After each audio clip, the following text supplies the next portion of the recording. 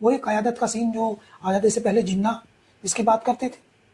तो ओवैसी के बढ़ते प्रभाव से बिहार में जितनी बेचैनी कांग्रेस या आरजेडी को है, उतनी ही समाजवादी पार्टी को भी होती दिख रही है, क्योंकि समाजवादी पार्टी को ये डर है कि जिस तरीके का जो प्रभाव, जो काम ओवैसी ने बिहार में किया है, यही चीज वो उत्तर प्रदेश के चुनाव में भी दोहरा सकते वही हैं। असदुद्दीन ओवैसी साहब की मजलिस इत्तेहादुल मुस्लिमीन की पार्टी की तरफ ट्रांसफर हुई।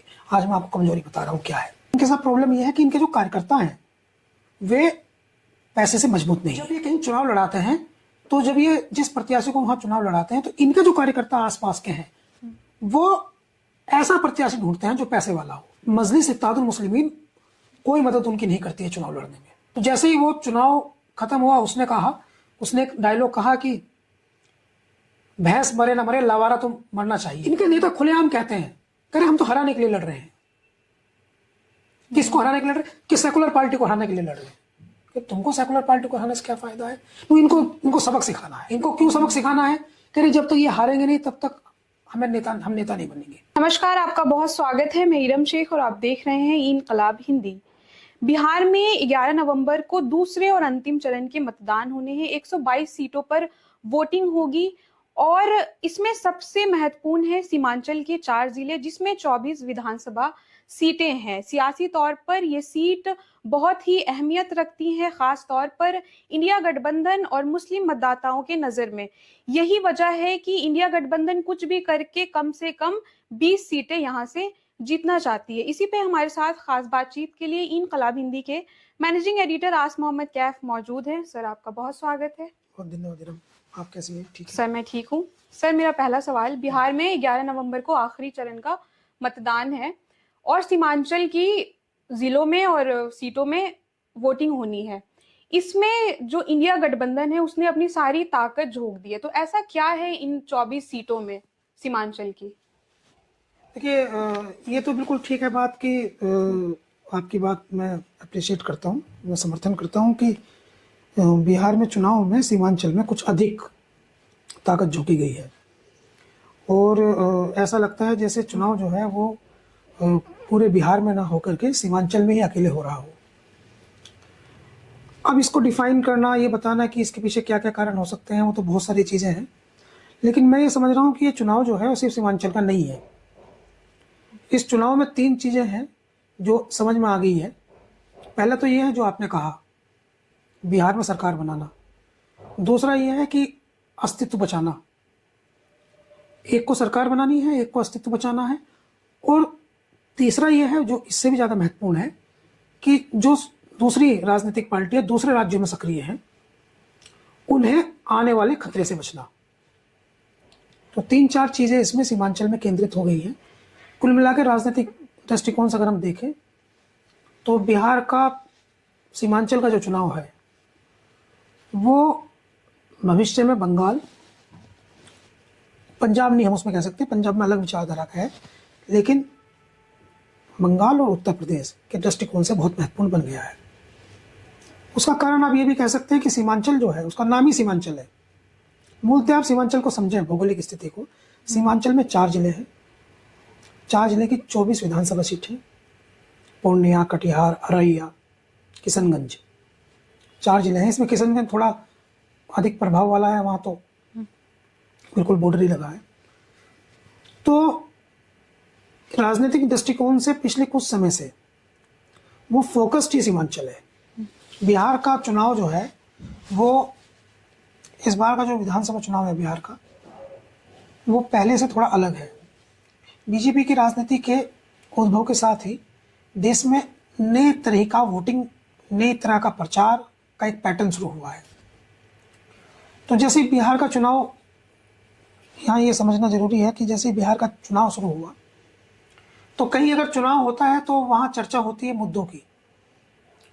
कहते हैं कि महंगाई कम करेंगे, जैसे महंगाई को, गरीबी को लेकर के सरकारें बदलती रही हैं, रोजगार देंगे, या हम लोग इंफ्रास्ट्रक्चर मजबूत करेंगे, या हम लोग जो है वो बहुत कंफर्ट लाइफ ह्यूमन बीइंग की देंगे, आम लोगों को हम सहूलियतें देंगे।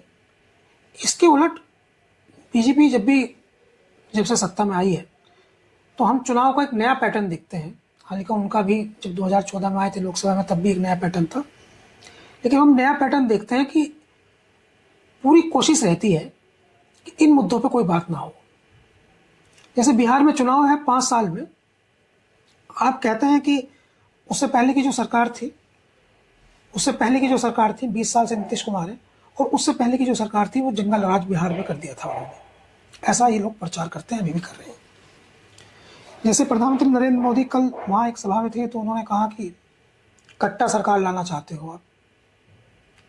तो कट्टा एक तरह का अवैध हथियार होता है जो साइकिल के नली से या किसी स्टील की नली से बनता है। वो गांव देहात में कट्टे की तो बंद हो गया है, लेकिन पहले बड़े पैमाने पे सस्ता बन जाता था, 1 या 2 बार यूज़ करते हैं, उसे अवैध हथियार है। 315-12 बोर की गोली उसमें चलती है और इसे अपराधी सब यूज करते हैं। तो आप कट्टा सरकार लाना चाहते हो, इस तरह से वो कह रहे हैं। तो 20 साल से तो बिहार में नीतीश कुमार ही मुख्यमंत्री हैं। तो प्रश्न ये है कि 20 साल में क्या बदला है? क्या 20 साल में जो है आपने बिहार को सपनों का बिहार बना दिया? क्या 20 साल में बिहार जो है उसका पलायन बंद हो गया? या नीतीश कुमार के मुख्यमंत्री रहते समय क्या बिहार में अपराध खत्म हो गया? क्या जाति का भेदभाव खत्म हो गया? क्या शोषित, पिछड़े, वंचित तबके पर अत्याचार की घटनाएं जो बिहार को बदनाम करती थी दुनिया भर में वे समाप्त हो गई? क्या बिहार के नौजवान जो हैं वो, बिहार की जो लड़कियां हैं खासकर, क्या दूसरे राज्यों शादी के लिए उन्हें लड़के ढूंढना, क्या उनकी डिमांड है नहीं कि बेटियों की शादी हो रही है आसानी से उनको लड़के मिल जा रहे हैं लड़कियों को? या कठिनाई है? या बिहार में नशा जो है वो समाप्त हो गया? तो क्या समस्याएं बिहार में पैदा हुई या कम हुई? ये बहुत सारे ऐसे प्रश्न हैं। सबसे एक चीज का आंकड़ा नहीं आता है, लेकिन वो सबसे गंभीर बात है बिहार की, वो है बिहार की लड़कियों की। बिहार की बेटियों के लिए योग्य वर, काबिल लड़का मिलना वो हमेशा से एक चुनौती रहा है बिहार में। और दूसरे राज्य में अक्सर ये जांचे परखे बिना दूसरे राज्यों में कि जिस अमुक लड़के से उनकी बेटी की शादी हो रही है वो करता क्या है, ऐसे बिहार की हजारों लड़कियां बाहर चली गई हैं। लड़के तो पलायन करके चले गए हैं नौकरी करने के लिए, रोजगार ढूंढने के लिए, लेकिन जो लड़कियां गई हैं इस फिगर पर तो किसी राजनीतिक दल ने अब तक बात ही नहीं की। दुर्भाग्य से उत्तर प्रदेश के कुछ इलाकों में जिन लड़कों की शादी हो जाती है और वो विधुर हो जाते हैं, उनकी वाइफ की डेथ हो जाती है या कोई और कारण से कुछ, या डिवोर्स हो जाता है और उनकी कहीं शादी नहीं होती है, तो परिवार का एक समूह है जो उनको पुश करता है कि बिहार चले जाओ, वहां से लड़की ले आओ। तो कितनी असम्मानजनक बात है उन बेटियों के लिए, उस कल्चर के लिए कितनी असम्मानजनक बात है, उस पर कोई फोकस नहीं किया। बिहार का लड़के, काबिल पढ़े लिखे लड़के, अभी हम दिल्ली में रहते हैं, मैं रेपिडो से ट्रेवल करता हूँ तो मैं ज़रूर पूछता हूँ आप कहाँ से हैं, तो वो बताते हैं मैं ग्रेजुएट हूँ, कोई बताता है पोस्ट ग्रेजुएट हूँ। कहाँ के रहने वाले, कोई मधुबनी का, कोई छपरा का, कोई पटना का, कोई गया का, नालंदा का, सीतामढ़ी का, ऐसे बताते हैं। कर क्या रहे हो? रेपिडो चला रहा हूँ। घर वाले जानते हैं ये बात, आधे बताते, आधे नहीं बताते। आधे बिहार में बताते हैं हम तो हमारा बच्चा किसी कंपनी में काम करता है, बाबू है, अफसर है, तो ये तकलीफें तो किसी को दिखती नहीं। तो चर्चा होनी चाहिए थी इन तकलीफों पर, चर्चा होनी चाहिए थी लिविंग स्टैंडर्ड को बेटर बनाने की। दुनिया का यही तो फंडा है ना ह्यूमन बीइंग का। दुनिया का ह्यूमन बीइंग का फंडा ये है कि आपका लिविंग स्टैंडर्ड बेहतर हो। दुनिया भर के देश क्यों तरक्की पसंद देश कहे जाते हैं, क्यों विकसित देश कहे जाते हैं? यूएस की बात करें, यूके की बात करें, जर्मनी की बात करें, इटली की बात करें, क्यों कहे जाते हैं? आप हमारे देश में जो लोग रह रहे हैं उनकी तुलना में, जो हमारे देश में लोग रह रहे हैं उनकी तुलना में भी पिछड़ा हुआ है बिहार। तो 20 साल से आप बदलने की बात कर रहे थे, सपनों का बिहार बनाने की बात कर रहे थे, लेकिन ऐसा पुल बना रहे हैं जो कहीं भी गिर जाता है। लेकिन लंबी श्रृंखला है। तो मैं ये कह रहा हूं, मेरा आशय ये सब कहने का ये है कि बिहार में चुनाव हो रहा है तो वो चुनाव होना चाहिए था इन सब मुद्दों पर, लेकिन अनफॉर्चुनेट चुनाव हुआ क्या? SIR पर, सवाल आपका सीमांचल का था, लेकिन उसको बताने के लिए यहाँ आना जरूरी था। तो एसआईआर के मुद्दे पर, और एसआईआर जो है, जो मतदाता पुनरीक्षण अभियान है, वो आया क्यों? वो आया सीमांचल के कारण। एनआरसी का भी इशू था। सीमांचल है क्या? सीमांचल 4 जिले हैं जो बॉर्डर पर हैं। सीमांचल वे 4 जिले में, इनका मैंने नाम बताया आपको, किशनगंज, औरैया, पूर्णिया, कटिहार। इन 4 जिलों में मुसलमानों की आबादी 50% है जोड़ करके। किशनगंज में है 68%, 34%, 42% और 48%। और इन 24 सीटों में पिछली बार भारतीय जनता पार्टी एनडीए जीत गई थी 11, यानी जहां 50% मुसलमान है वहां भी 11 सीटें एनडीए जीत गई थी। आरजेडी की हालत हो गई थी बहुत खराब, तीसरे नंबर पे चली गई थी। जिन 5 सीटों को ऑल इंडिया मजलिस इत्तेहादुल मुस्लिमीन ने जीता था, वहां तीसरे नंबर पर आरजेडी थी, सेकंड वहां बीजेपी थी, जेडीयू थी, वो भी जहां जहां जैसे जैसे उनका प्रत्याशी था। तो अहम बात यह है कि पूरा चुनाव फोकस हो गया सीमांचल पर, बिहार का पूरा चुनाव इस पर हो गया, एसआईआर पर, अवैध घुसपैठिये के मुद्दे पर। हम डॉक्यूमेंट चेक करेंगे, हम डॉक्यूमेंट चेक करेंगे कि आप लोग जो हैं वो बिहार के हो या आप बांग्लादेश से आ गए या आप बंगाल से आ गए। बोलते तो बांग्लादेश ही कहा गया क्योंकि बांग्लादेश का बॉर्डर है। कह रहे आप लोग बांग्लादेश से आ गए, तो मूलतः यही कहा गया। तो इसी मुद्दे पर पूरा चुनाव हो गया। अब वहां चुनाव हो रहा है सेकंड चरण में 24 सीटों पर। वहां ये तो एक समस्या तो ये थी विपक्ष के सामने कि वो इस बात को कैसे रोके, ये समझाने में कामयाब हो गया। जिसने भी स्ट्रेटजी बनाई जेडीयू की या बीजेपी के गठबंधन की, एनडीए के गठबंधन की, जिसने भी स्ट्रेटजी बनाई, वो एक पहला उनका जो आइडिया था, आइडिया ऑफ पॉलिटिक्स था, उसमें तो उनको कामयाबी मिल गई। उनको ये कामयाबी मिली कि वो डिस्ट्रैक्ट उन्होंने कर दिया। रोटी, कपड़ा, मकान, रोजगार, पलायन, इन सब्जेक्ट से डिस्ट्रैक्ट कर दिया। ये सवाल नहीं पूछेंगे कि आप सरकार ने क्या किया, पूरा फोकस्ड इसी बात पे हो गया बस। राहुल गांधी ने जरूर वोट चोरी से उसको थोड़ा अलग मूव करने की कोशिश की, लेकिन एसआईआर, कुछ टीवी मीडिया ने मदद की, तो एसआईआर पर फोकस्ड कर दिया चुनाव। एसआईआर कहाँ फोकस था? सीमांचल। बात पूरे बिहार की हुई जरूर, लेकिन फोकस कहाँ था? सीमांचल। अपने वोटर को यह समझाना था एनडीए को कि ये जो अवैध घुसपैठिये हैं, इनको जांच करने के लिए हम ऐसा कर रहे हैं। वो समझाने में कामयाब हो गए और 6 महीने से उन्होंने ये माहौल बना दिया। उसी सीमांचल में चुनाव है। अपोजिशन को क्या करना चाहिए? तो उनके पास कोई प्लान नहीं है। अब उनको लगा कि भाई हम इस सीमांचल में 24 सीटें हैं, मुस्लिम बहुल सीटें हैं, कि यहां हम 20 जीत जाएंगे, ऐसा उनको लगा। अब ऐसी परिस्थिति में एक नई समस्या आ गई, असदुद्दीन ओवैसी उनके लिए।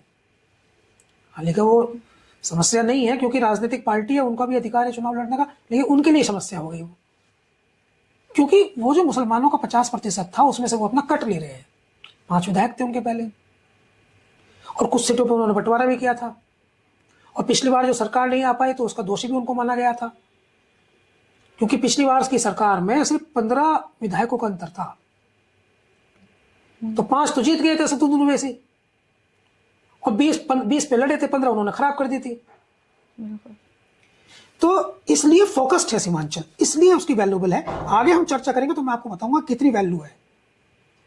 ये सिर्फ सीमांचल का चुनाव नहीं है, ये नॉर्थ इंडिया की राजनीति को बदलने वाला चुनाव है। कैसे, ये हम समझेंगे। जी सर, अगला सवाल, सीमांचल में समाजवादी पार्टी ने अपने 2 नेता इकरा हसन और अफान अंसारी को चुनाव प्रचार की जिम्मेदारी सौंपी है। वहीं कांग्रेस से इमरान प्रतापगढ़ी ने मोर्चा संभाला है, लेकिन अभी तक तेजस्वी यादव या राहुल गांधी सीमांचल में कोई भी रैली या जनसभा को संबोधित करते नजर नहीं आए।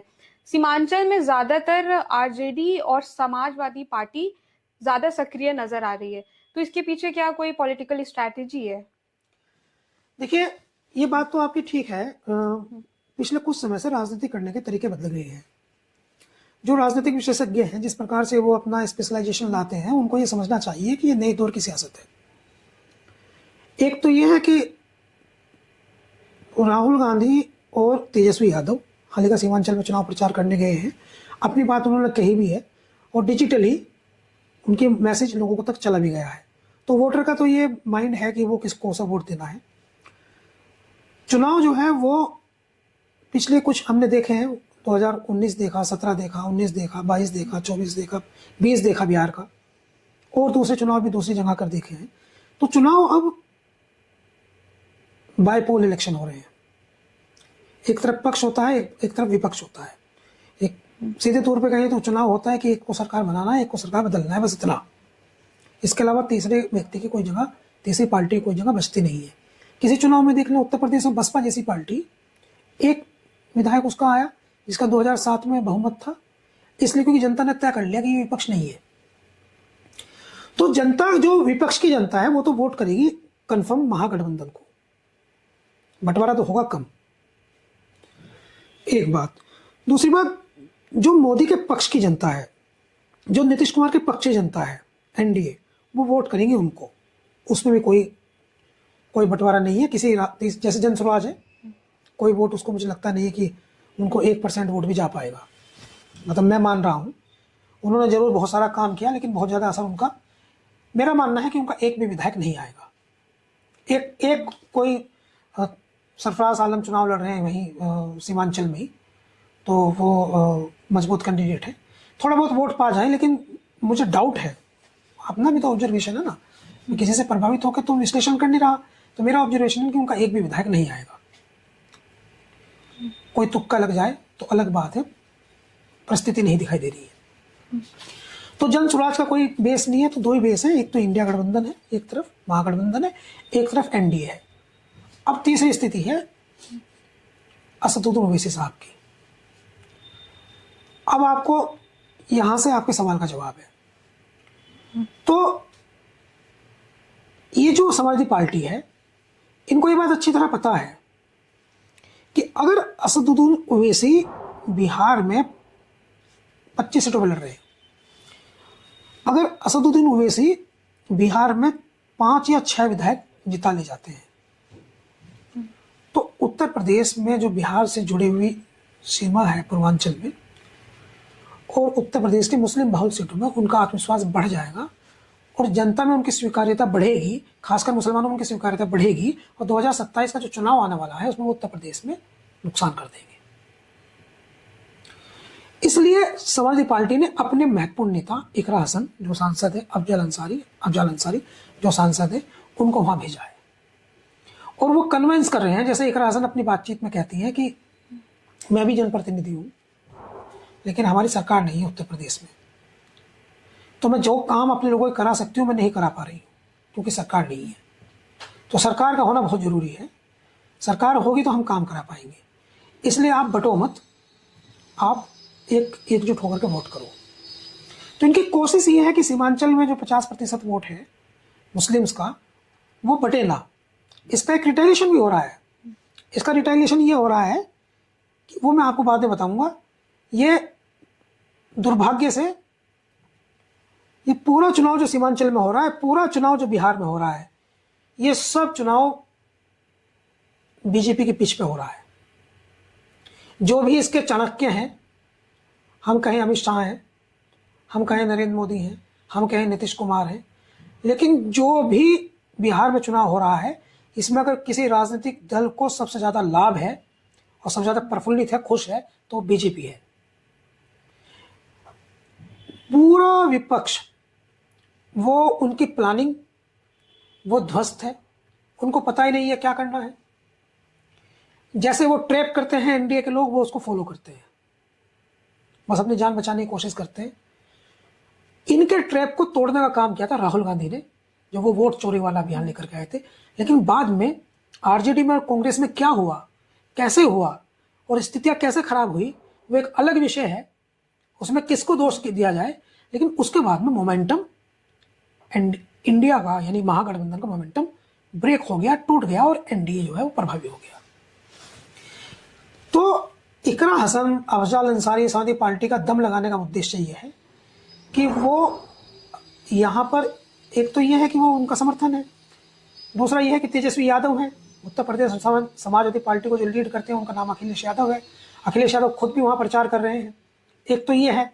और दूसरा महत्वपूर्ण बात यह है कि वो असदुद्दीन ओवैसी के असर को समाप्त कर देना चाहते हैं ताकि उत्तर प्रदेश में उन्हें इसका फायदा मिले, इसलिए वो इतना दम लगा रहे हैं वहां। जी सर, इसी पे अगला सवाल, इकरा हसन और इमरान प्रतापगढ़ी क्या इतने बड़े मुस्लिम नेता बन गए हैं देश के कि किसी भी राज्य में जाके मुसलमानों को वहां के प्रभावित इन्फ्लुएंस कर सकते हैं, जिस तरीके से हमने देखा बिहार में उन दोनों को इतनी बड़ी जिम्मेदारी सौंपी गई है?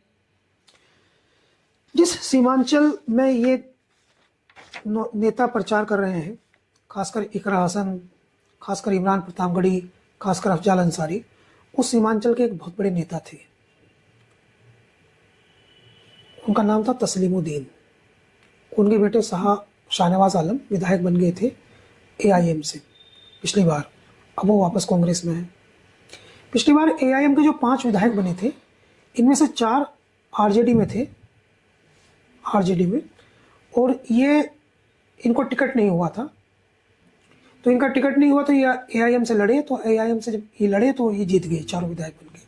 और चुनाव जीतने के बाद में तेजस्वी यादव ने इनको मना लिया और ये वापस आरजेडी में चले गए। तो एक तो ये अहम बात है। दूसरी बात, तस्लीमुद्दीन साहब जो हैं उनको सीमांचल का गांधी कहते थे। वो कई बार सांसद रहे, मंत्री रहे। और लालू प्रसाद यादव जो है, जो तेजस्वी यादव के पिता हैं और बिहार के सीएम, आजकल के बिहार की जो सामाजिक न्याय की राजनीति है उसके अगुवा, लालू प्रसाद यादव के सबसे प्रिय नेता थे वो तस्लीमुद्दीन, नजदीक उनके दिखते थे।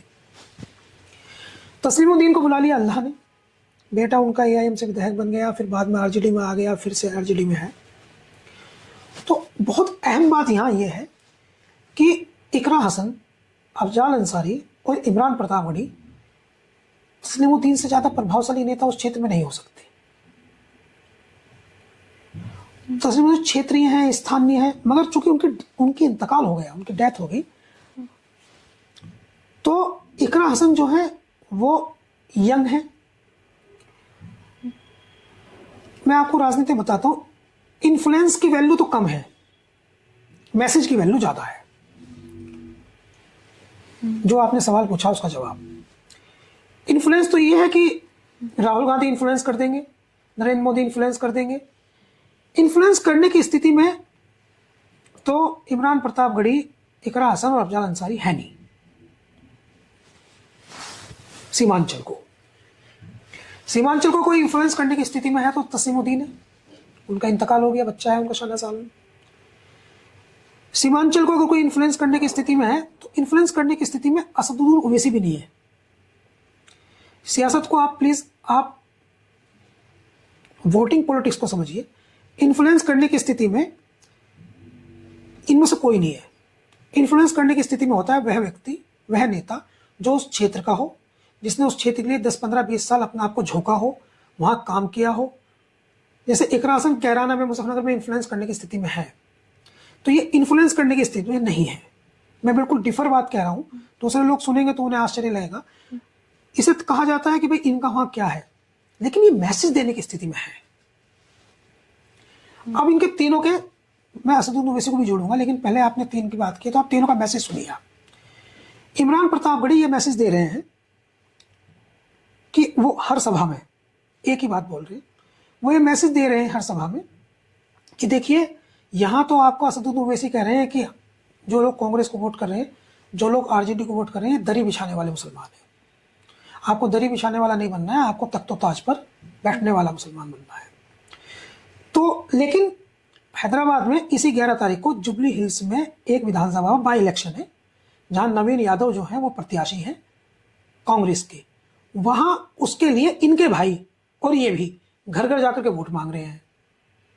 तो यहां आपको दरी बिछाने वाला बता रहे हैं, वहां कह रहे हैं कि हमारा हिकमत है। तो एक तो इस बात को फोकस करके इमरान प्रतापगढ़ी कह रहे हैं, लोगों की समझ में आ रही है।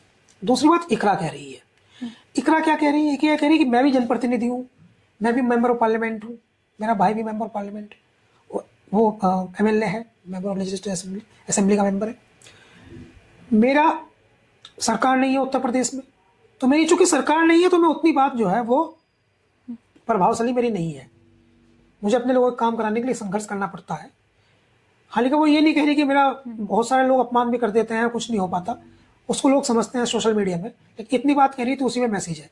वो ये कहना चाहती है कि अगर सरकार ना हो तो सांसद भी कुछ नहीं होता। इसको अपनी जबान से नहीं कह रही, लेकिन जनता समझ रही है कि सरकार होने से पावर का क्या असर पड़ता है। तीसरी बात अफजल अंसारी कह रहे हैं, वो कह रहे हैं कि भाई मैं सांसद, मैं 3 बार का सांसद, मेरे 2 भतीजे विधायक, जितने मेरे परिवार में जनप्रतिनिधि हैं इतने तो पूरी पार्टी में है उनकी, असदुद्दीन ओवैसी साहब की।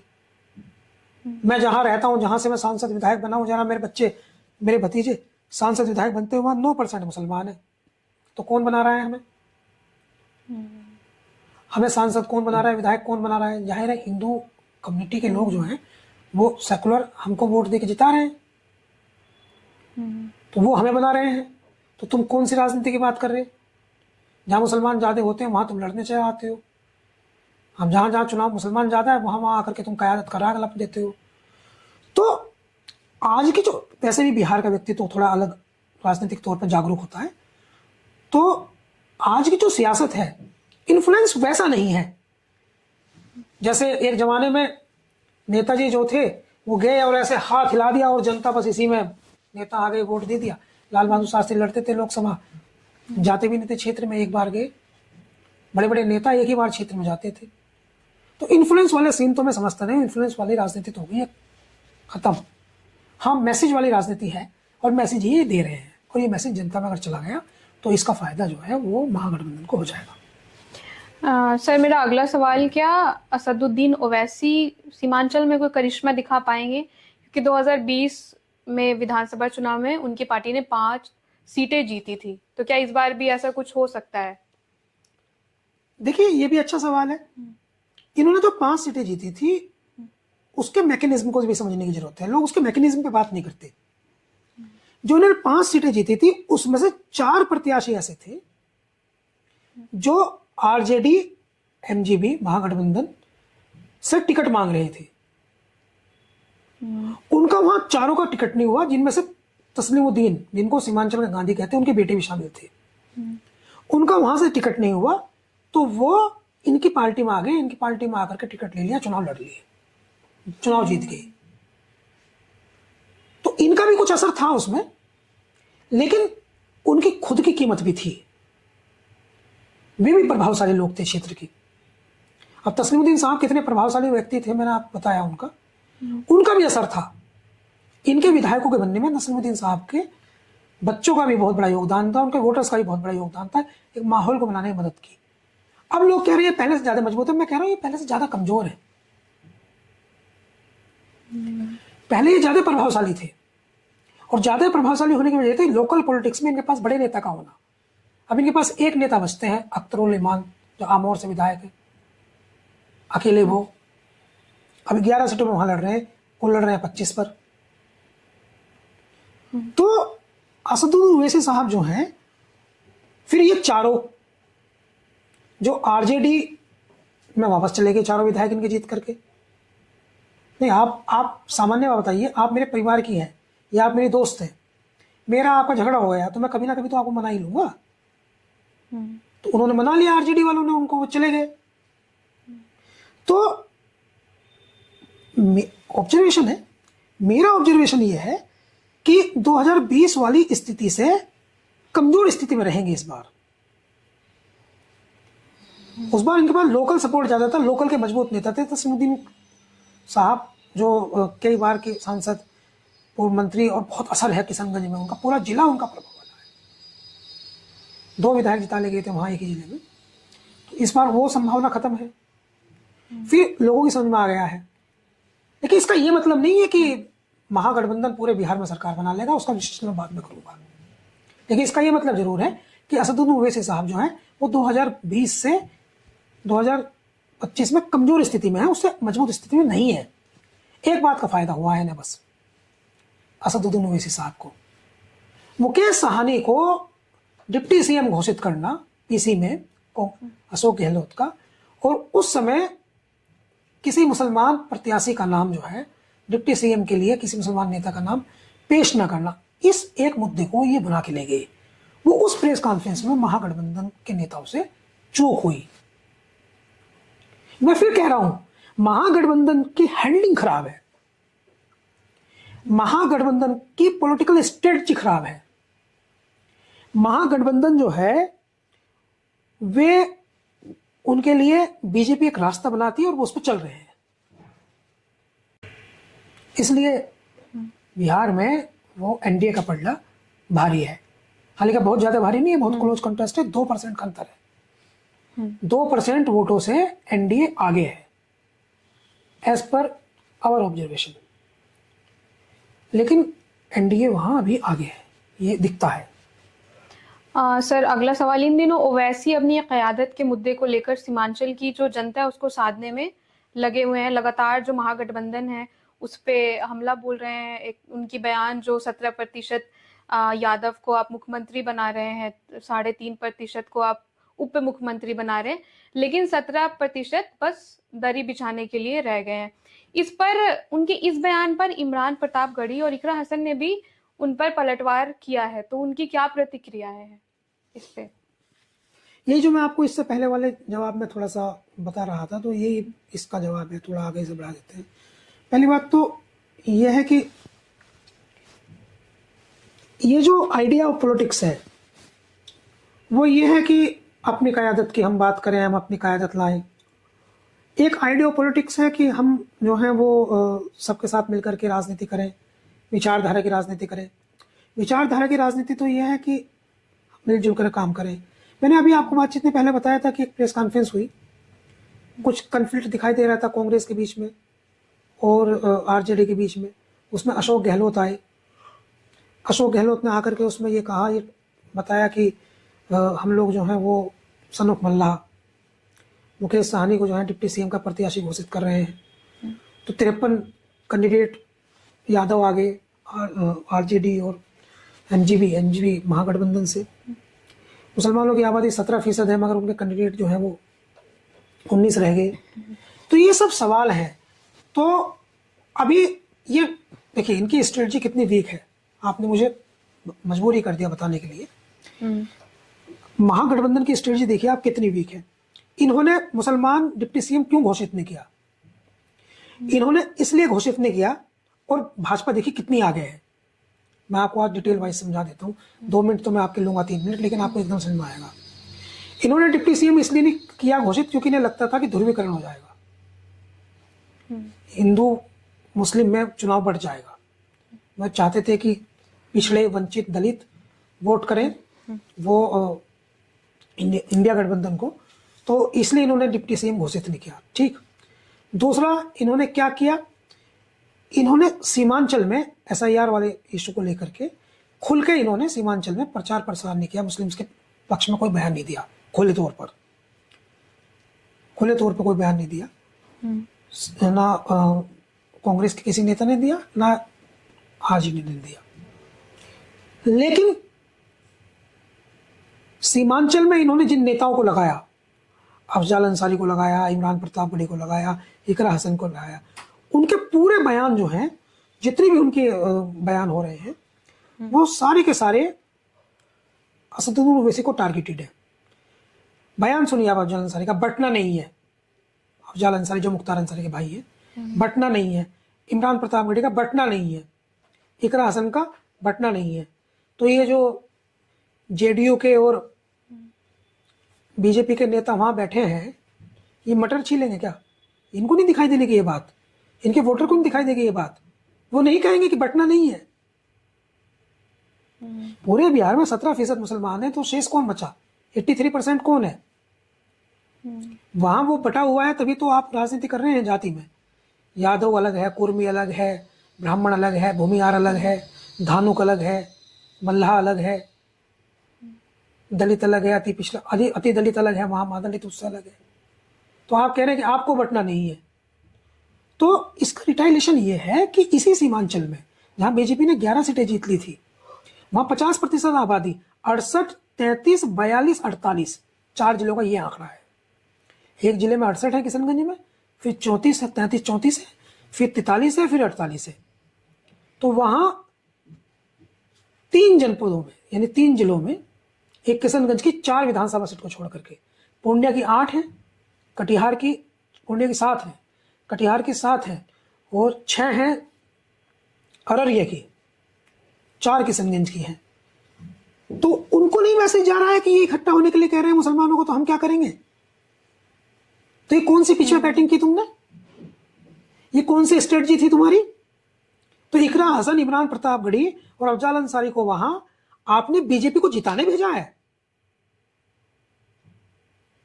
जब आप खुले मन से ये कह रहे हैं। और असदुद्दीन ओवैसी और इनके आपस में जो वाद विवाद चल रहा है, उससे आप किसकी पॉलिटिक्स का नुकसान कर रहे हैं? भाई तो खरबूजे की स्थिति हो गई ना।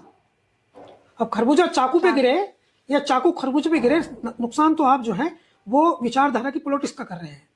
नुकसान जो है वो तो हिंदू मुस्लिम भाईचारे की राजनीति का हो रहा है। भाजपा यही तो चाहती है ना वहां।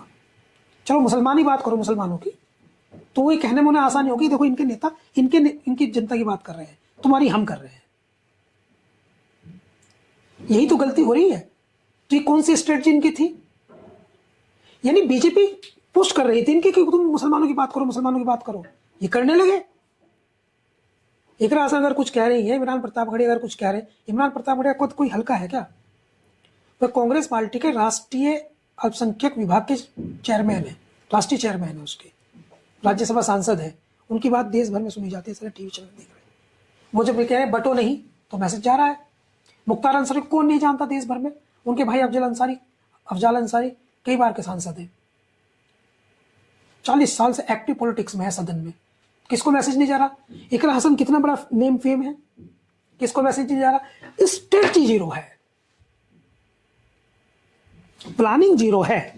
चुनाव कोई जीते, प्लानिंग में भारतीय जनता पार्टी एनडीए जीत चुका है।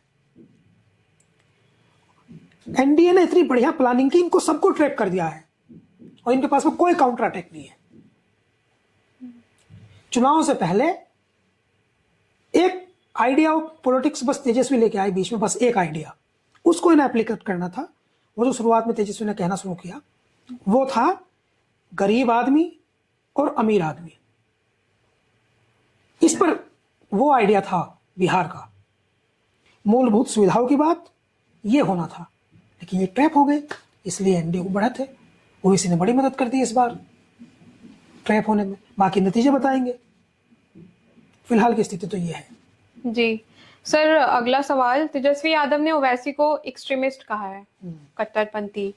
इस पे ओवैसी ने पलटवार करते हुए ये कहा है कि तेजस्वी यादव ने सीमांचल का और दाढ़ी टोपी का अपमान किया है।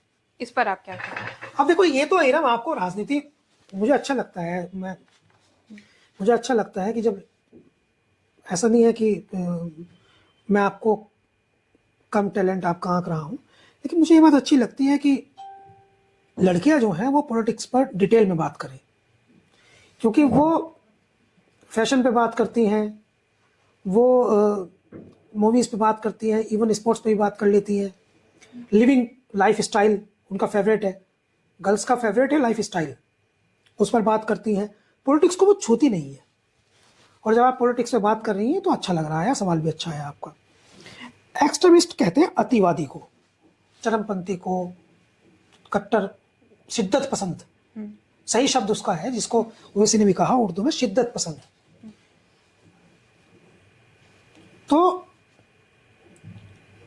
ये कहा उन्होंने कि जब उनसे सवाल पूछा गया कि असदुद्दीन ओवैसी को आपने जो है वो अपने गठबंधन में क्यों शामिल नहीं किया, जबकि वो सिर्फ 6 सीटें मांग रही थी, तो उनका एक्सट्रीमिस्ट की कोई जगह नहीं है, हमारी राजनीति में एक्सट्रीमिस्ट की कोई जगह नहीं है। ये बात सही है। In the perspective Tejashwi Yadav वो जिस राजनीति को कर रहे हैं वो सेकुलरवाद की राजनीति करते हैं, वहां अतिवाद की कोई जगह नहीं है। वो ये कह रहे थे भाई हमारी जो राजनीति है, हमारी राजनीति में हम अतिवाद ना हिंदुत्व का पसंद करते हैं, हम अतिवाद ना मुस्लिम का पसंद करते हैं।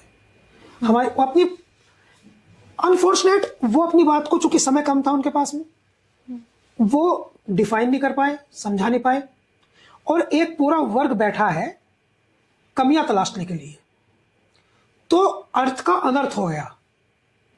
और असदुद्दीन ओवैसी ने उसको बहुत तेजी से पिक किया अर्थ का अनर्थ इसलिए हुआ कि तेजस्वी जो है वो सीधे स्वभाव से उन्होंने अपनी बात कह दी कि एक्सट्रीमिस्ट का कोई जगह नहीं है, क्योंकि उनकी पॉलिटिक्स सेकुलर है ना। और असदुद्दीन ओवैसी साहब की पॉलिटिक्स जो है वो दिखती है, उनके बयान दिखते हैं, उनका आइडियो पॉलिटिक्स दिखता है। और दिखता नहीं बल्कि वो खुलेआम कहते हैं कि हम तो अपनी क़यादत के संघर्ष कर रहे हैं। वो तो कहते हैं ना हम अपनी क़यादत चाहते हैं, वही क़यादत का सीन जो आज़ादी से पहले जिन्ना जिसकी बात करते थे। इसलिए वो अपनी जगह जो सवाल पूछा उसका जवाब उन्होंने दिया, उन्होंने उसको पिक कर लिया वहां से, उसकी संभावना भी नहीं है। विचारधारा है इस तरह की, लेकिन मुझे लगता है कि ये भी बहुत प्रभावशाली बयान, इसका बहुत प्रभाव जनता पे इसका नहीं पड़ेगा, एज आई थिंक। जी सर, मेरा अगला सवाल 2019 में बिहार के किशनगंज में एक बाईपोल्स हुई थी जिसको एआईएम ने जीत लिया था और उनके विधायक बने थे कमरुल हुदा। और यही एक जो सीट थी इसने एआईएम का बिहार में रोड मैप एक तरीके से तैयार किया था। एक के बाद फिर वो 2020 में 5 विधायक उनके जीत के आए। इस बार इस चुनाव में वो 25 सीटों पर चुनाव लड़ रहे हैं, जिसमें से 15 जो है वो सीमांचल की सीटें हैं।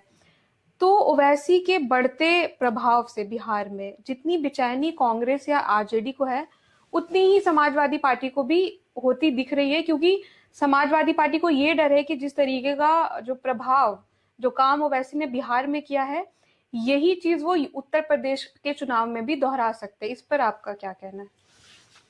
ये भी काफ़ी अच्छा सवाल है। देखो, मैं एक बात आपको बताऊं कि मैंने बहुत नज़दीक से असदुद्दीन ओवैसी साहब की राजनीति को देखा है। एक्चुअली आप उत्तर प्रदेश की पॉलिटिक्स में जाएंगे तो एक मौलाना अब्दुल जलील फरीदी थे, उसके बाद आगे बढ़ेंगे तो आपको डॉक्टर मसूद का बहुत बड़ा बिग कैरेक्टर दिखाई देगा, जिन्होंने नेलोपा बनाई, नेशनल लोकतांत्रिक पार्टी। और उसके बाद आगे बढ़ के आप थोड़ा और आगे बढ़ेंगे तो अब आपको उसके बाद से पीस पार्टी और नेलोपा के बाद से आपको अगर उत्तर प्रदेश में कोई उद्भव दिखाई दिया, उसके बाद दिखाई दिया असदुद्दीन ओवैसी साहब का ऑल इंडिया इत्तेहादुल मजलिस। इवन नेलोपा के जो कार्यकर्ता थे वे एक समान विचारधारा के कार्यकर्ता, वही असदुद्दीन ओवैसी साहब की मजलिस इत्तेहादुल मुस्लिमीन की पार्टी की तरफ ट्रांसफर हुई। आज मैं आपको कमजोरी बता रहा हूँ क्या है, वही इनकी तरफ ट्रांसफर हुई। इनके साथ प्रॉब्लम क्या है? इनके साथ प्रॉब्लम यह है कि इनके जो कार्यकर्ता हैं वे पैसे से मजबूत नहीं है। सवाल बहुत अच्छा आपका, लेकिन आपको डिटेल में वो बता रहा हूं जो आपको अब तक हमारे दर्शकों ने भी नहीं सुना।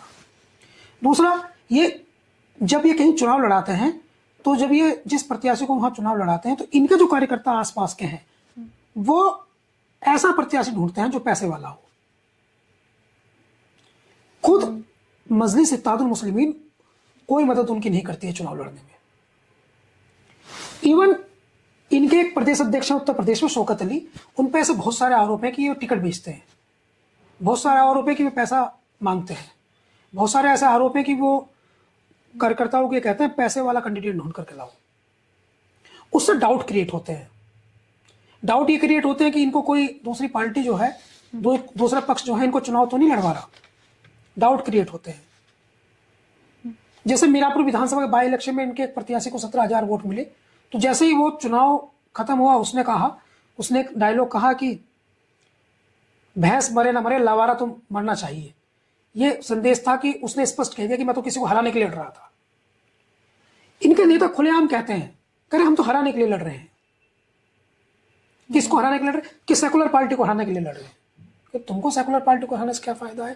तो इनको सबक सिखाना है। इनको क्यों सबक सिखाना है? कह रहे जब तक ये हारेंगे नहीं तब तक हम नेता नहीं बनेंगे। तो असदुद्दीन ओवैसी साहब का पैटर्न भी ऐसा दिखता है। उनकी रुचि इस बात से ज्यादा कि वो जीते, इस बात में ज्यादा दिखती है उनके कार्यकर्ताओं की कि आरजेडी हार जाए, समाजवादी पार्टी हार जाए, कांग्रेस हार जाए, इसमें ज्यादा रुचि दिखती है। तो ये जो आप कह रही हैं, ये आइडिया ये है कि 2019 में एक विधानसभा सीट किशनगंज की बाई इलेक्शन में कमरुल हुदा विधायक बन गए, तो 2020 में जो चुनाव हुआ उसमें इनके 5 बन गए।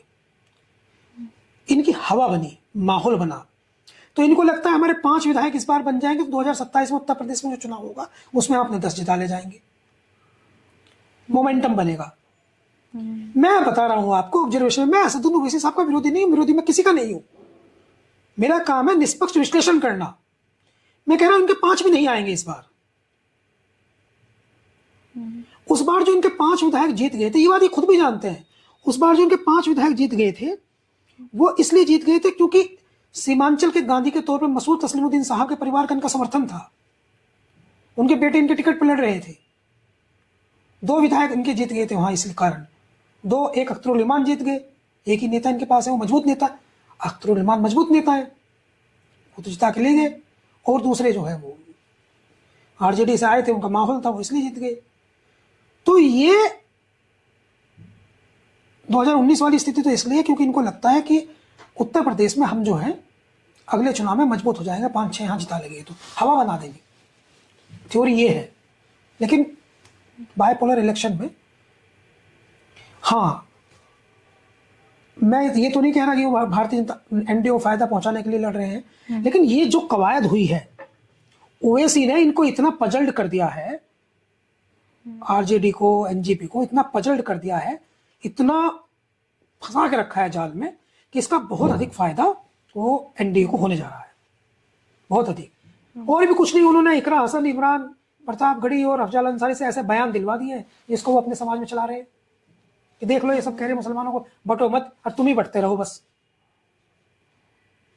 तो ये तो दिखाई दे रहा है स्पष्ट, ये नुकसान तो दिखाई दे रहा है। जी सर, मेरा आखिरी सवाल, बिहार में किस पार्टी की सत्ता बनने जा रही है, कौन सी पार्टी की सरकार बनने जा रही है? हाँ, मैं कोई ऑब्जर्वेशन दे सकता हूँ, लेकिन इतना लंबा जो ऑब्जर्वेशन आपने देखा है, इरम ने जो सवाल पूछा है, इतना लंबा चौड़ा ऑब्जर्वेशन आपने जो देखा है, उसमें ये स्पष्ट हो जाता है कि इस समय की स्थिति क्या है। इस समय की स्थिति ये है कि बिहार में अभी तक, खैर ये तो 11 तारीख को वोटिंग होगी, उसके बाद पता चलेगा, लेकिन अभी तक का जो माहौल है उससे एनडीए जो है वो थोड़ी सी बेहतर स्थिति में है, क्योंकि एनडीए ने मजबूर किया है महागठबंधन को अपनी पिच पर आकर खेलने के लिए, और ट्रैप्ड हुआ महागठबंधन, समस्याओं से जूझता रहा। एक तेज प्रताप यादव है, उनका चर्चा तो बीच में रही गई। उन पे भी बोल दीजिए कुछ। नहीं, हम बता रहे हैं आपको, तेज प्रताप यादव जो है उन्होंने भी डिस्टर्ब, देखिए तेजस्वी को तेज प्रताप यादव की तरफ से डिस्ट्रैक्ट कराया, और सेकुलर पॉलिटिक्स को जो है वो सीमांचल से डिस्ट्रैक्ट कराया। तो कितना बढ़िया स्ट्रेटजी बना करके एनडीए ने चुनाव लड़ा है। अब तो बस एक कमी, मतलब एक ख्वाब, एक स्वप्न है जो पूरा होना शेष रह गया है, बीजेपी का सीएम। तो उस दिशा में जेडीयू की कम रह जाती है, तो उस दिशा में भी आगे बढ़ने की संभावना हो सकती है। धन्यवाद इरम। धन्यवाद सर आपका, आपसे कल फिर मुलाकात होगी नए एपिसोड के साथ। धन्यवाद।